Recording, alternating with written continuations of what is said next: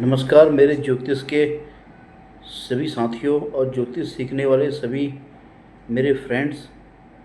ज्योतिष की इस सीरीज़ में जैसे कि हमने पहले और पिछले कई टॉपिक्स में बात करी थी, गैलेक्सी के बारे में हमने बात करी थी, अपने सोलर सिस्टम के बारे में, और हमने बात करी थी ग्रह क्या होते हैं इनके बारे में बात करी थी।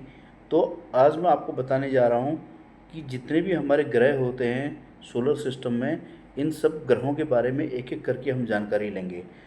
तो मित्रों, आज हम बात करने जा रहे हैं सौर मंडल का केंद्र ग्रह, सौर मंडल का सबसे बड़ा ग्रह जिसको हम बोलते हैं सूर्य। और सूर्य जैसे कि आप जानते हैं ग्रहों का राजा भी इनको बोला जाता है। सूर्य को अगर मैं सिंपल भाषा में कहूँ तो लोगों का कहना है कि सूर्य एक तारा है, ग्रह नहीं है। लेकिन हकीकत में ये एक ग्रह भी है और तारा भी है, डिबेटेबल इशू है। लेकिन ज्योतिषीय पर्पस के लिए सूर्य एक ग्रह है और यह हमारे सौर मंडल का केंद्र है। इसका एक गुरुत्वाकर्षण बल होता है जिसकी वजह से सभी ग्रहों को यह अपनी कक्षा में रखता है। कक्षा में रखने का मतलब अपनी सीरीज में रखता है। तो सूर्य मुख्य रूप से दो चीज़ों से बना हुआ है, एक है हाइड्रोजन, दूसरा है हीलियम। और परमाणुओं का संलयन करने की जो प्रक्रिया होती है, इन्फ्यूजन करने की जो हमारी प्रक्रिया होती है, इससे क्या होती है, बहुत भारी मात्रा में ऊर्जा उत्पन्न होती है। तो सूर्य बहुत भारी मात्रा में ऊर्जा यानी कि एनर्जी को प्रोड्यूस करता है और जो प्रकाश और ऊष्मा के रूप में पृथ्वी तक पहुंचती है, यानी कि जो हमारी रेज के रूप में पृथ्वी तक पहुंचती है, वो सारी सारी एनर्जी हमारी पृथ्वी में ऐसे पहुंचती है रेज के रूप में। और सूर्य की मुख्य विशेषताओं के बारे में बात करें फ्रेंड्स, इसका आकार की बात करते हैं। सबसे पहले यह हमारे सौर मंडल का, सोलर सिस्टम का सबसे बड़ा पिंड है और इसका व्यास पृथ्वी के व्यास से लगभग 109 गुना अधिक है। अगर मैं इसकी संरचना की बात करूं कि कैसे बना हुआ है, तो जैसे मैंने बताया ये मुख्य रूप से हाइड्रोजन और हीलियम से बना हुआ है। 73% तक इसमें हाइड्रोजन है, 25% तक इसमें हीलियम है और बाकी अदर एलिमेंट हैं इसमें। अगर इसकी हम टेम्परेचर की बात करें, इसके तापमान की बात करें, तो ये 5600 के आसपास डिग्री सेल्सियस का तापमान होता है। और जबकि इसके केंद्र का तापमान करोड़ों डिग्री तक भी पहुंच जाता है। अब ये कैसे ये ऊर्जा उत्पादन करता है, प्रोड्यूस करता है? सूर्य अपने केंद्र में परमाणु संलयन करता है, यानी कि फ्यूजन करता है, केमिकल फ्यूजन जिसको बोलते हैं। इस प्रक्रिया के कारण यह ऊर्जा उत्पन्न करता है जिसमें हाइड्रोजन के परमाणु मिलकर हीलियम बनाते हैं। यानी कि जो हाइड्रोजन होता है, हाइड्रोजन के जो सेल्स होते हैं या परमाणु जो हमारे उसके हाइड्रोजन के परमाणु होते हैं, आपस में मिलकर हीलियम नाम की एक एलिमेंट को बनाते हैं।